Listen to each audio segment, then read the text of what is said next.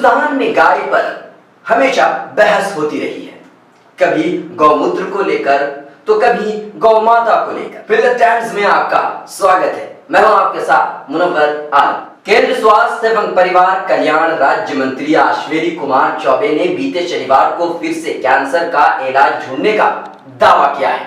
उन्होंने कहा है कि आयुष मंत्रालय दवाओं की तैयारी और कैंसर के इलाज के लिए गौमूत्र के उपयोग पर गंभीरता से काम कर रहा है। कि गौ के मूत्र से कई प्रकार की दवाइयां आज तैयार होती है। कैंसर जैसे असाध्य बीमारी के लिए भी गौमूत्र जो देसी गौ होता है, और भारत सरकार ने गौ का संरक्षण और संवर्धन करने के लिए, गौ वंश को पालन करने के लिए जहां योजना बनाई है, वहीं इस पर भी जो हमारे दूसरी जो मिनिस्ट्री है आयुष मंत्रालय, वो इस पर गंभीरता से काम कर रही है। एएनआई के मुताबिक चौबे ने कहा कि गौमूत्र का उपयोग कई प्रकार की दवाइयों को बनाने में किया जाता है। इसका उपयोग कैंसर जैसी लाइलाज बीमारी के इलाज के लिए भी किया जाता है। देसी किस्म के गाय के मूत्र का अक्सर उपयोग किया जाता है। आयुष मंत्रालय इस पर गंभीरता से काम कर रहा है। केंद्रीय मंत्री चौबे ने कहा कि मधुमेह और कैंसर जैसी बीमारियां दुनिया भर में एक चुनौती की तरह है। हम बीमारियों को पूरी तरह खत्म करने का दावा तो नहीं कर सकते, लेकिन हम इसे नियंत्रित जरूर कर सकते हैं, और इसके लिए भारत सरकार ने 2020 तक की समय सीमा निर्धारित की है।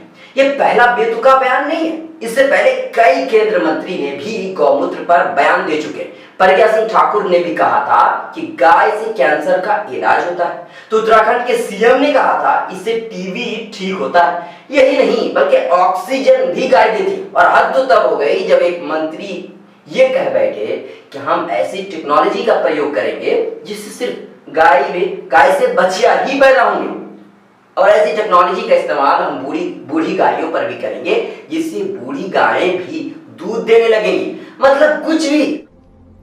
कौन है ये लोग? कहां से आते हैं? चौबे जी ने जो कहा है हम उसे थोड़ी देर के लिए सच मान भी लेते हैं। तो जरा ये बताइए कि अरुण जेटली जी की मौत कैंसर की वजह से ही हुई थी, तो अरुण जेटली जी को एम्स में क्यों भेजा गया था? उनकी गौमूत्र से क्यों नहीं इलाज किया गया? अरुण जेटली की आत्मा को शांति मिले। पर सवाल यह है कि इस तरह के बेतुके बयान कैसे देते हैं, और क्यों ऐसे लोग जिन्हें पार्लियामेंट देश की स्थिति को देखने के लिए भेजा जाता है, आर्थिक स्थिति कहीं भी हो, पर ये अटके हैं गाय पर। आर्थिक स्थिति से इन्हें कोई लेना देना नहीं है, बस इन्हें लेना देना है तो गौ माता से। पर सवाल ये है कि आर्थिक स्थिति पर भी बात होनी चाहिए, हिंदुस्तान की जीडीपी पर भी बात होनी चाहिए। ये कहां जा रहा है, हमारी आर्थिक स्थिति कैसी है, ये भी सवाल हैं, लेकिन इन सवाल पर गौर करने वाला कोई नहीं है। ऐसा क्यों?